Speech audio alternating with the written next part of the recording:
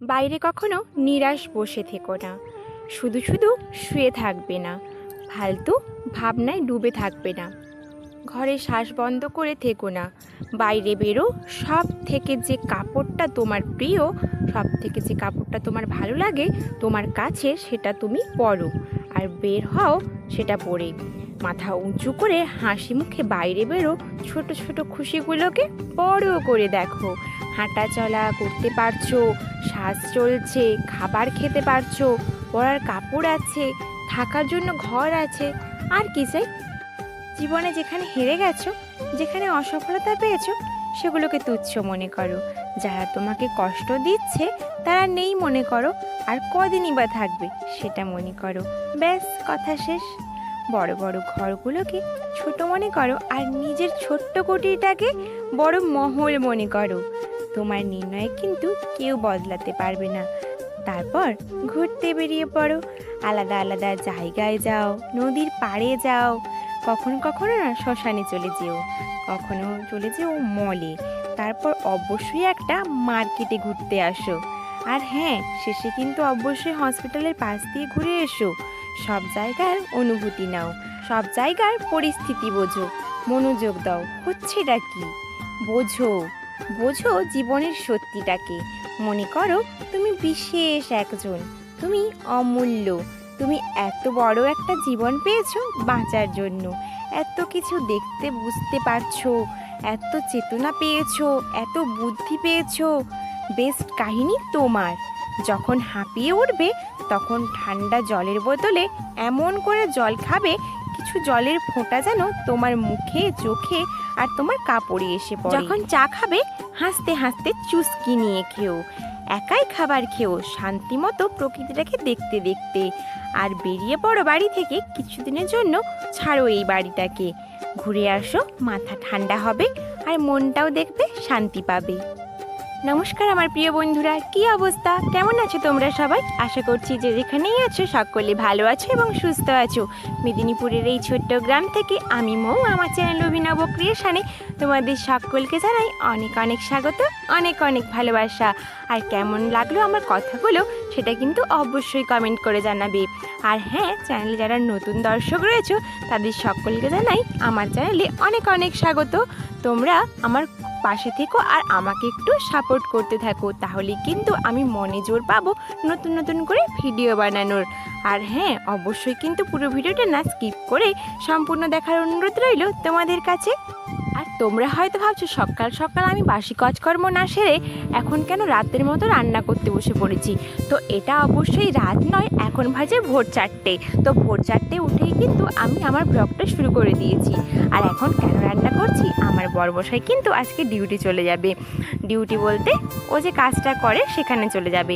তো দেখো, তার জন্য ওকে রান্না করে দিতে হয়, আজকের মতো রান্নাটা ওকে আজকে করে দিতে হয়।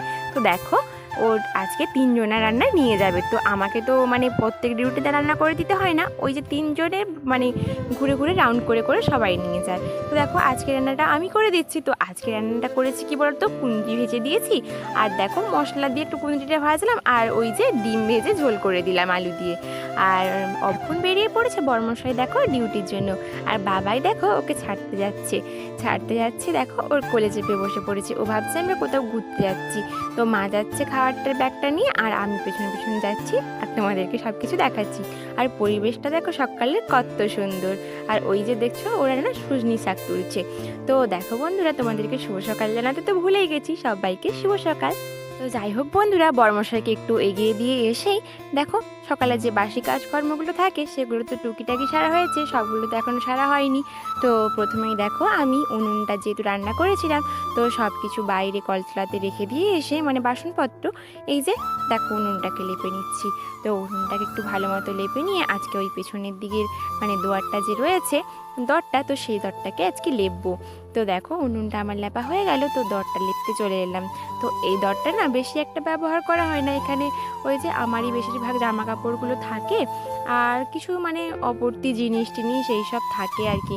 মানে আগে এখানটায় ব্যবহার করা হতো, মানে কি বলো তো, এখন ওই পিছন দিকটাতে না হাওয়া ঠিক চলাচল করে না, তারপরে অন্ধকার হয়ে থাকে, আর না বেশি লাইটও দেওয়া থাকে না, তার জন্য এদিকটা না বেশি ব্যবহার করা হয় না। এই দরটা তোমাদেরকে দেখানো হয়নি, তো অনেক কিছু জিনিস অগোছালো রয়েছে, তো একদিন দেখিয়ে দেবো তোমাদেরকে। কিন্তু এখন দেখো বন্ধুরা, চলে এসেছি কলপাড়ে বাসনগুলোকে ধুতে। বাসনগুলো প্রায় আমার ধোয়া হয়ে গেছে, আর এখন দেখো আমি ধুয়ে নেব কড়াইটাকে। তো কড়াইটাকে আমি ছাই দিয়ে আর ওই উনুন মাটি রয়েছে সেগুলো দিয়েই কিন্তু মেজে নিই তেল চিটে দাগগুলো। তো আজকে আর পুকুর ঘাটে যাইনি, এখানেই কিন্তু চটজলদি করে বাসনগুলোকে ভিজিয়ে দিয়ে চলে গেছি। কারণ কি বলতো, বর্মশাইকে একটু এগোতে যাব বলে খুব তাড়াতাড়ি করেই কিন্তু এখানে ভিজিয়ে দিয়েছি। না হলে তো প্রায় সকালের সব কাজ শেষ হয়ে গেছে, মানে তাড়াতাড়ি ঘুম থেকে যেহেতু ওঠা হয়েছে, তবুও না আমাদের এখানে 6টা মানে মনে হয় যেন অনেক বেলা হয়ে গেছে। তো কলপাড় থেকে যাওয়ার সময় চাতালটাকে কিন্তু ভালো করে পরিষ্কার করে দিলাম জল দিয়ে। তো তারপরে আমি বাসনগুলো রেখে দিয়ে এসে কিন্তু ব্রাশটা করে নিয়েছি, আর আমি চানটাও সেরে নিয়েছি। তো দেখো এখন কাপড় চোপড়গুলো মেলে নেবো রোদ্দুরে। তো রোদ্দুর কিন্তু এখনও বেরোয়নি, তার আগেই কিন্তু আমি কাপড় মেলে দিলাম। তো যাই হোক, তো রোদ্দুর যখন বেরোবে তখন নিশ্চয়ই শুকনো হয়ে যাবে। তো তারপরে দেখো মন্দির ধোয়া মোছার কাজ রয়েছে আমার। তো স্নান সেরেই প্রথমে কিন্তু মন্দির ধোয়া মোছার কাজ করতে হবে। তো মানে করতে হয় না, করি, মানে করতে হয় বললে যে কোনো অজুহাত মানে কোনো যে বিরক্ত ভাব সেটা কিন্তু নয়, তো করি এটা। তো দেখো মন্দিরটাকে কিন্তু মুছে নিচ্ছি। এখন দেখো বন্ধুরা, আমি মন্দিরটা মুছতে মুছতে দুটো কমেন্টের রিপ্লাই দিয়ে নেব। তো রীতা মাইতি নামে এক বোন আমাকে কমেন্ট করেছে যে দিদি তোমার প্রত্যেকটা কথা অনেক সুন্দর। তো অনেক অনেক ধন্যবাদ রীতা, তুমি এভাবেই না আমাকে একটু সাপোর্ট করতে থাকো আর আমার পাশে থাকো। আর শারমিন আক্তার নামে একজন কমেন্ট করেছে যে দিদি ভাই তোমার কথা এবং কাজগুলো অনেক ভালো লাগে। তো তোমাকেও অনেক ধন্যবাদ শারমিন, তুমিও আমার পাশে থেকো, এভাবেই আমাকে কমেন্ট করতে থাকো যাতে আমি মনে জোর পাই নতুন নতুন ভিডিও বানানোর। আর দেখো বন্ধুরা, এখন কিন্তু গ্যাসে একটু চা বসিয়ে দিয়েছি, আমি এখন দুধ চা করছি। আর সবাইকে চা বিস্কুট খেতে দিয়ে আমি না একটু শরবত করে খাবো। আর এখন দেখো ওই যে শরবত করতে বসে গেছি, আজকে না পাতার শরবত করব। তো আয়াপানের পাতা নিয়েছি আর চিনি নিয়েছি, ওগুলোকে চটকে নিচ্ছি। আমার যে আয়াপানের গাছগুলো লাগিয়েছিলাম ওগুলো কিন্তু এখনও গজায়নি, পাশের বাড়ি থেকে আনলাম। তো দেখো চিনি আর আয়াপানটাকে প্রথমে চটকে নিয়ে তারপরে 2 গ্লাস মতো জল দিয়ে দিয়েছিলাম, তারপরে একটা ছাঁকনিতে করে ছেঁকে নিয়েছি। আর আমি 1 গ্লাস খেয়ে নিলাম, আর মাকেও কিন্তু 1 গ্লাস দিয়ে নিয়েছি, আর বাবাইকেও কিন্তু একটু খাইয়ে দিচ্ছি, এটা খুব পেটটা ঠান্ডা রাখে। আর ওই যে দেখো আমার বাবা কিন্তু ওই যে গাড়ি নিয়ে আসছে, পাওয়ার টেলার গাড়ি। আর ওই পেছনে কি বোঝাই রয়েছে বলো তো, ওগুলো না বস্তাতে করে মাটি ভরে আনছে বাবা। তো আমাদের বলেছিলাম না কচু বসানো হবে, আদা বসানো হবে, তো কচু মাটিতেই বসিয়ে দেওয়া হয়েছে। আর যে মানে বস্তাতে করে আদা লাগালে কিন্তু ভালো হয়, তো তার জন্য যে বস্তাতে মাটি ভরে লাগাবে, তো মাঠে তো এখন বৃষ্টি হয়ে গেছে, তার জন্য না ওই মানে কাদামাটিগুলো দিয়ে তো আর আদা বসানো যাবে না। তার জন্য দেখো বাবা বলল যে আমাদের ঘরে অনেক মাটি রয়েছে, তো বাবা কিছু ওই গাড়িতে করে বয়ে দিবে বলেছিল। তো কি বলো তো, মাঠে বৃষ্টি হয়ে গেল আর কিন্তু বয়ে দিতে পারলো না, তার জন্য যেই তাদের ঘরে যে মাটিটা ছিল সেটাকে বস্তাতে ভরে কিন্তু আমাদের বাড়িতে দিয়ে গেল। তো দেখো এখানে অনেকগুলো বস্তা রয়েছে, এখানে না প্রায় 20টা মতো বস্তা রয়েছে, আবার মানে একটু মাটিতেও বসানো হবে। তো দেখো বন্ধুরা, আজকে কিন্তু আদা লাগানোর কাজ হবে। আর এখন দেখো ওই বস্তাগুলোকে নামিয়ে বাবা রাখলো, আর আমি বললাম একটু শরবত করে দিই। তো বাবা কিছুই খেতে চাইছিল না, তার জন্য আমি বললাম দেখো একটু শরবত খেয়ে নাও, দিলে একটু মানে ভালো লাগবে শরীরটা। তো একটু ছাতুর শরবত করে দিচ্ছি, তাও একটু লেবু চিপে দিলাম। আর দেখো বন্ধুরা, বাবাকে একটু শরবত দিতে বাবা খেয়ে দিয়ে কিন্তু চলে গেছে বাড়ি।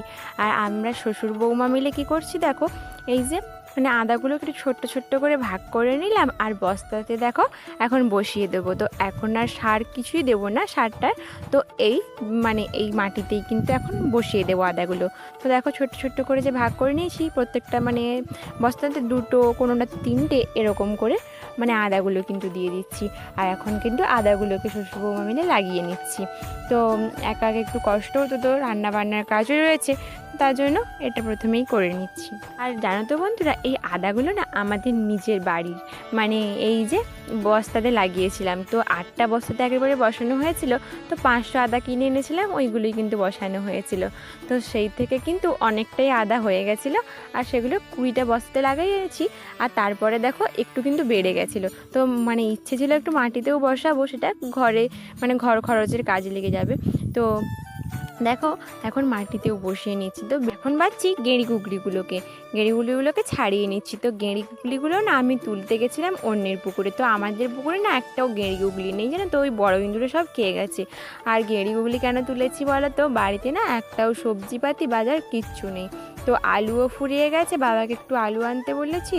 তো বাবা গেছে বাজারে আলু আনতে। আর দেখো সবজি আনাজ কিছুই নেই বলে তো গেলাম ওই যে পাশের পুকুরে গেঁড়ি গুগলি তুলতে। আর বন থেকে ওই বনে বাজারে তেলাকচুর শাক হয়ে থাকে না, ওই তেলাকচুর শাক ছিঁড়ে এনেছি, ওইগুলো দিয়ে একটা সবজি বানাবো। আর এই গেঁড়ি গুগলি আলু দিয়ে একটা মানে মাখা মাখা গেঁড়ি গুগলির কষা করব। তো তার জন্য তো দেখো গরিবের সংসারে কিছু না থাকলেও আশেপাশ থেকে কিন্তু জোগাড় যন্ত্র করে নিতে হয়। তো কারোর বাড়িতে কিন্তু চাইতে যাচ্ছি না, গেঁড়ি গুগলি তো সবার পুকুরে থাকে, ওগুলো তুলতে কিন্তু কেউ মানা করে না। তো মানে অভাবের সংসারে এভাবেই কিন্তু মেনটেন করে চলতে হয় আমাদের। দেখো বন্ধুরা, তোমরা তো দেখতেই পেলে যে বাবা অল্প একটু আলু আনলো, তো ওই আলুটা কেটে রেখেছি ঝোলের জন্য। আর দেখো গেঁড়িগুলোকে সেদ্ধ করে চাকিগুলোকেও ছাড়িয়ে রাখলাম। আর এখন তেলাকচুর শাকটা কেটে নিচ্ছি। এই তেলাকচুর শাকটা না খুব উপকারী জানো তো, অনেক কিছু উপকারী হয়। আগে এটা মানে আগের যুগের লোক এটা কিন্তু খুবই খেত, মানে মা ঠাকুমা দাদুদের আমলে আর কি। তো দেখো বাড়িতে একটু কুঁদরি রয়েছে আর কিছুই নেই, তো কুঁদরি একটু দিয়ে দেবো ওই তেলাকচুর শাকে, আর একটু আলু দিয়ে দেবো, ব্যাস এই দিয়ে কিন্তু সবজিটা রান্না হবে। এখন দেখো গেঁড়িটাকে ভেজে আমি তুলে নিলাম, তারপরে ওই তেলেই দেখো একটু মশলা দিয়ে দেবো। তো অল্প কিছু মশলা করেছি, মানে বেশি মশলা করিনি এর জন্য। তো একটু পেঁয়াজ, একটু আদা আর অল্প একটু জিরে বেটে নিয়েছি। আর একটু দেখো হলুদের গুঁড়ো, লঙ্কার গুঁড়ো দিয়ে দিলাম, আর একটু লবণ তো স্বাদ মতো দিতেই হবে। তো তারপরে সেদ্ধ করে রাখা আলু, ভেজে রাখা গেঁড়িটা দিয়ে ভালো করে কষিয়ে নেব। তারপরে অল্প পরিমাণ মতো জল দিয়ে দেবো। তো একটু ঝোলটা ফুটে এলেই তো কষা কষা করবো যেহেতু, তারপরে গরম মশলা দিয়ে নামিয়ে নিতে হবে। তো দেখো বন্ধুরা, এখন ভাতটা আমার ফুটে গেছে তাই গেলে নিচ্ছি, আর তরকারিটা ওদিকে হয়ে গেছে তাই নামিয়ে নেবো। তো তারপরে দেখো ওই যে তেলাকচু শাকের সবজিটা করবো, তাই কড়াইতে তেল দিয়ে দিয়েছি। আর দেখো সোমরা ফোড়ন দিয়ে দিয়েছি। তারপরে সবজি শাক সব কিন্তু একসঙ্গে আমি দিয়ে দেবো। তো নুন হলুদ দিয়ে একটু ঢাকা চাপা দেবো, 1 মিনিট মতো রাখবো। তারপর ঢাকনাটা খুলে দেখো একটা মশলা দিয়ে দেবো। আমি মশলাতে দিয়েছি অল্প একটু সর্ষে, ধনে, জিরে আর একটা কাঁচা লঙ্কা। তোমরা ঝালটা নিজস্ব মানে স্বাদ মতো দিতে পারো। তো দিয়ে দেখো আবারও একটু জল দিয়ে ঢাকা চাপা দিয়ে দেবো। তো দেখো যখন জলটা একেবারে মাড় হয়ে যাবে তখনই নামিয়ে দিলে এই সবজিটা কিন্তু একেবারেই রেডি হয়ে যাবে। আর সবজিটা খেতে কিন্তু দারুণ হয়েছিল বন্ধুরা। তো যাই হোক বন্ধুরা, তোমরা দেখতেই পেলে যে গরিবের সংসারে কিভাবে আমরা তরকারিপত্র চারদিক থেকে গুছিয়ে গাছিয়ে নিয়ে এসে রান্না করি। তো দেখো দুপুরে কিন্তু আমি সবাইকে দুটো তরকারি দিয়েই কিন্তু ভাত খেতে দিতে পেরেছি। তো সবাই তৃপ্তি করেও খেয়েছে। তো দেখো এভাবেই কিন্তু আমি সংসারটাকে গুছিয়ে রাখি। তো বিকেলবেলা দেখো এই যে ঘর বাইরে ঝাঁট দিয়ে এখন মানে জ্বালানি কাটতে চলে এসেছি। তো এগুলো কাটতে হচ্ছে না, এগুলো হাত দিয়েই কিন্তু ভেঙে নেওয়া যাচ্ছে। এগুলো রাতের জন্য নিয়ে রাখছি। তো বাবাকে ছিপ ফেলতে বলেছি, মাছ পড়েই কি না দেখি। তো সেরকম হিসাবে রাত্রিরে আবার রান্না করা হবে। দেখো এই জ্বালানিগুলো এখন মানে রান্নাঘরে তুলে রাখবো। তারপরে দেখো এই যে ভাবছি কি কিছু মানে গোবর না আমি মানে ঘুঁটে দেবো। তো এখন সেই গোবরে কী বলতো পোকা হয়ে যায়, ঘুঁটে দিয়ে দিলে তো দেখবে পোকা উঠে যায়। তো আমি ভাবলাম কি তবুও একটু দিয়ে দেখি কি হয় না হয়। তো বর্ষার জন্য কিছু জ্বালানিও তো তুলে রাখতে হবে, জ্বালানি কিন্তু বেশিরভাগ মানে শেষেরই পথে। তাই দেখো একটু এখানটা ঝাঁট দিয়ে নিচ্ছি। তো ওই দিকটা তো আদা বসানো হয়ে গেছে, কোথায় আর দেবো বলো মানে ঘুঁটে। তার জন্য দেখো এখানটা পরিষ্কার করে একটা মানে ওই যে চট মতো পেতে নিলাম। তারপরে ওই আগড়া দিয়েই ভাবছি গোবরগুলো দেবো। তো তাহলে দেখি মানে মানে পোকা লাগে কি না। তো একটা গোবর পোকা মতো থাকে না, ও মানে গোবরগুলো নষ্ট করে দেয়। আর দেখো বন্ধুরা, এখন কিন্তু রাতের জন্য জল ভরে রাখছি। আর বাবা না ছিপ ফেলে একটাও মাছ ধরতে পারেনি। তার জন্য কি করা যাবে বলো, সন্ধ্যা দিয়ে ভাবলাম কিছু যখন নেই তাড়াতাড়ি করে রান্নাটা সেরে ফেলি। তো দেখো খেসারির ডাল একটু ভিজিয়ে রেখেছিলাম, ওটা বেটে নিয়েছি। তো ভালো করে একটু গল করে পেঁয়াজ দিয়ে, তো নুন লঙ্কা এটা সব তো দিতেই লাগে, হলুদ, তো এগুলো দিয়ে দেখো খেসারির ডালটা কিন্তু মচমচে করে ভেজে নিচ্ছি। আর আলু হাতে দিয়েছি, কুঁদরি ভাজা করবো, ব্যাস এটা দিয়ে কিন্তু রাতের খাওয়াটা আমাদের হয়ে যাবে। আর রাতের খাওয়াটা কিন্তু জম্পেশও হয়েছিল, এই ভাজাভুজি দিয়ে খেতে কিন্তু ভালো লাগে রাতের খাওয়াটা খেতে। তো দেখো বন্ধুরা, সবাইকে শুভরাত্রি। তো এখানেই ভিডিওটা শেষ করলাম। তো দেখা হচ্ছে পরের একটা ভিডিওতে। ভিডিওটা কেমন লাগলো অবশ্যই কিন্তু জানিও কমেন্ট করে। তো তো দেখা হচ্ছে পরের ভিডিওতে। ততক্ষণ তোমরা ভালো থাকো, সুস্থ থাকো, সবাইকে ভালো রাখো।